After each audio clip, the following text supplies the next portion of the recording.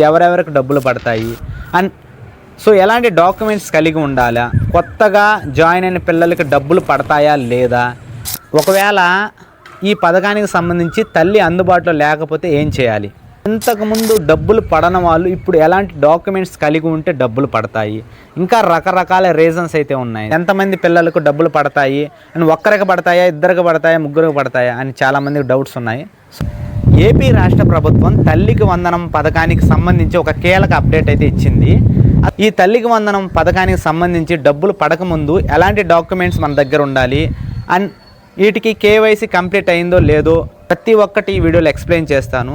So last year ఎవరెవరికి డబ్బులు పడలేదు, వాళ్ళు ఏం చేసుకుంటే ఈ మంత్లో డబ్బులు పడతాయి, ప్రతి ఒక్కటి ఈ వీడియోలో ఎక్స్ప్లెయిన్ చేస్తాను. వీడియో అయితే చివరి వరకు చూసి నచ్చితే లైక్ చేసి సబ్స్క్రైబ్ చేయండి.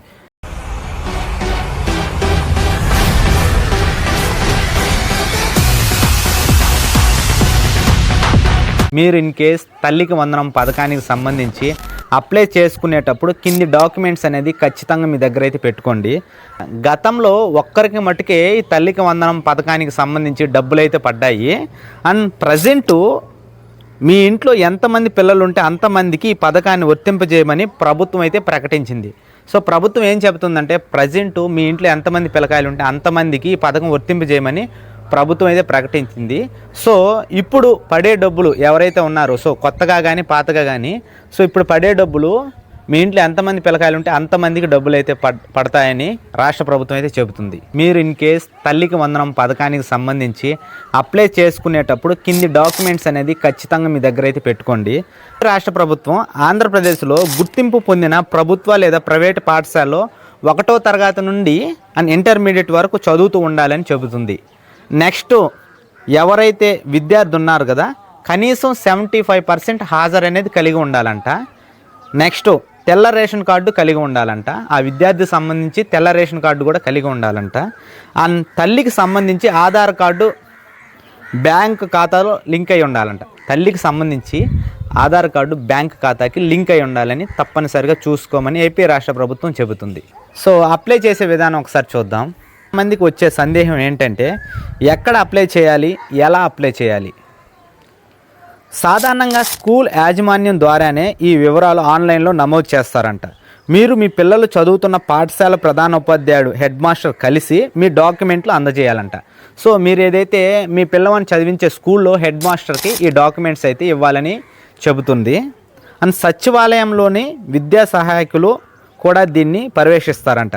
అంటే సచివాలయంకి సంబంధించిన సో ఎవరైతే స్టాఫ్ ఉంటారు కదా, సో వాళ్ళు కూడా ఈ డాక్యుమెంట్స్ అయితే వెరిఫై చేస్తారంట. సో ఒక్కసారి మీ Aadhaar card KYC status check చేసుకోవడం మర్చిపోకండి. తల్లికి వందనంకి సంబంధించి నిధులు ఎప్పుడు రిలీజ్ అవుతాయి ఒక్కసారి అయితే చూద్దాం.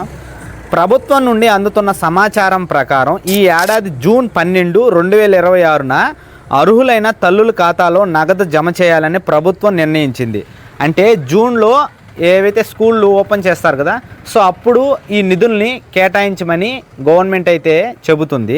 రాష్ట్ర ప్రభుత్వం ఈ ఏడాది 78 లక్షలు విద్యార్థుల్ని అర్హులుగా గుర్తించారు. సో వీళ్ళు చెబుతుంది ఏంటంటే సచివాలయం తరపున వెరిఫికేషన్ జరుగుతుంది. ఇది ఇంకో 2 వీక్స్లో కంప్లీట్ అవుతుంది. జూన్లో ఎప్పుడైతే స్కూల్ ఓపెన్ చేస్తారో అప్పుడు తల్లుల ఖాతాల్లో డబ్బులైతే రిలీజ్ చేస్తామని రాష్ట్ర ప్రభుత్వం అయితే డిసైడ్ చేసింది. ఇప్పుడు ఈ ఏడాది రిలీజ్ అయ్యే అమౌంట్ ఇంట్లో ఎంతమందికి ఉంటే అంతమందికి డబ్బులు పడతాయా లేదా, ఒక్కరికే పడతాయా ఒకసారి అయితే చూద్దాం. సో రాష్ట్ర ప్రభుత్వం ఏం చెబుతుందంటే ఒక్కొక్క విద్యార్థికి 15,000 చొప్పున ఇస్తామని ప్రభుత్వం ప్రకటించింది.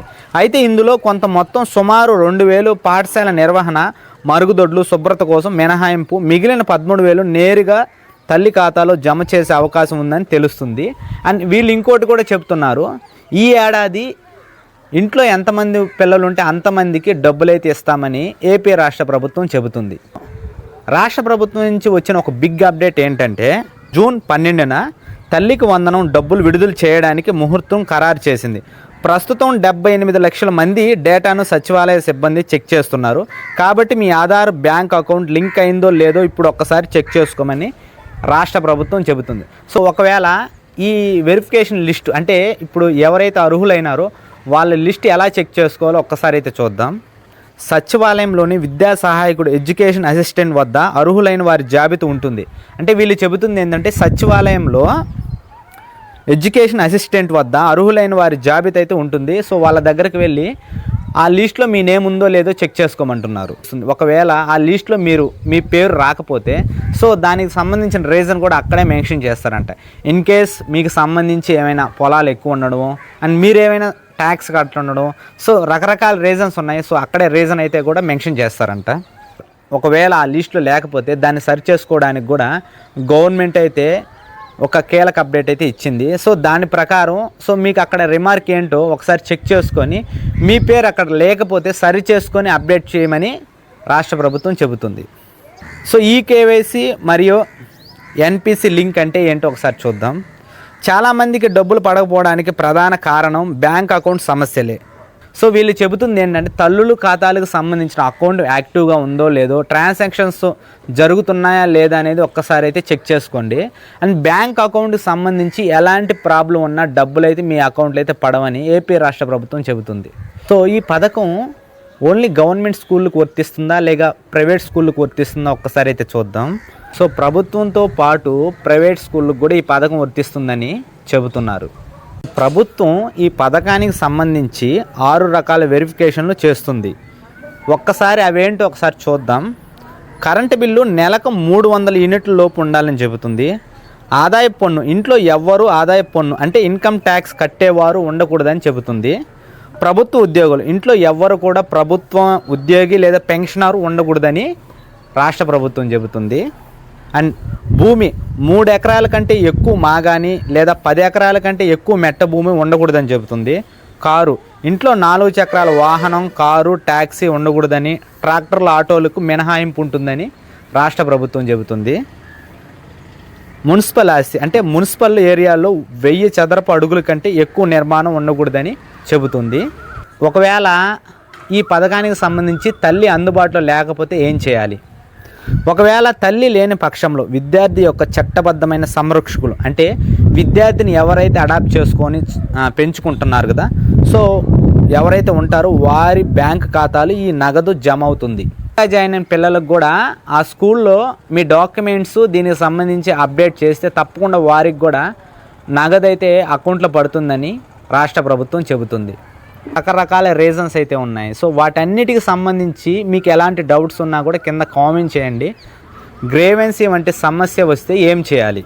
చాలామందికి డబ్బులు పడకపోయినా సో ఎవరిని కలవాలో ఎవరికి తెలియదు. అలాంటి వాళ్ళు ఒకవేళ మీకు అర్హత ఉండి లిస్టులో పేరు రాకపోతే వెంటనే గ్రామ వార్డు సచివాలయంలో డిజిటల్ అసిస్టెంట్ లేదా విద్యా సహాయకుడిని కలిసి అప్పీల్ చేసుకోవచ్చని చెబుతుంది. అలా చేస్తే డబ్బులు అయితే కన్ఫామ్గా మీకైతే పడతాయి.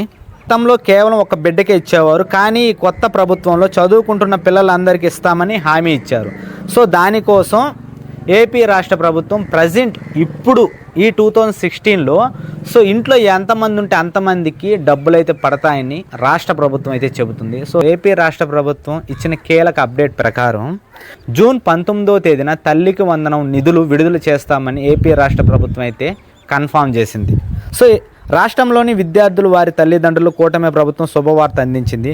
తల్లికి వందనం పథకం కింద 15,000 ఆర్థిక సహాయాన్ని జూన్ 19వ తేదీన ప్రభుత్వం జమ చేయనుంది. ఈ డబ్బులు నేరుగా లబ్ధిదారుల బ్యాంకు ఖాతాల్లోకి చేరుతాయి. అయితే బ్యాంకు ఖాతా ఆధార అనుసంధానం అయి ఉండాలని, ఎన్పిసిఐ మ్యాప్ లింక్ అయి ఉండాలని రాష్ట్ర ప్రభుత్వం సూచిస్తుంది. లబ్ధిదారులు తమ బ్యాంకు ఖాతా ఆధార్ లింక్ అయిందో లేదో సులభంగా తనిఖీ చేసుకోవాలని సూచనలు జారీ చేస్తుంది. సో ఇవన్నీ తప్పకుండా పాటించండి. సో డెఫినెట్గా ప్రతి ఒక్కరికైతే డబ్బులు పడతాయి. సో ఈ తల్లికి వందనం సంబంధించి ఎలాంటి డౌట్ ఉన్నా కింద కామెంట్ చేయండి. సో ప్రతి ఒక్కరికి నేనైతే రిప్లై ఇస్తాను. సో గాయ్స్, ఈ వీడియో చూస్తున్న ప్రతి ఒక్కరికి నా సజెషన్, ఈ వీడియోని మీ ఫ్రెండ్స్ అండ్ ఫ్యామిలీకి షేర్ చేయండి. మరిన్ని అప్డేట్స్ కోసం నా ఛానల్ సబ్స్క్రైబ్ చేసి బెల్ సింబల్ ఆన్లో పెట్టుకోండి. సో అందరికంటే ముందుగా నా లేటెస్ట్ అప్డేట్స్ మీరు పొందుతారు. Thank you so much. Sign off. Bye bye, మీ రాజేష్.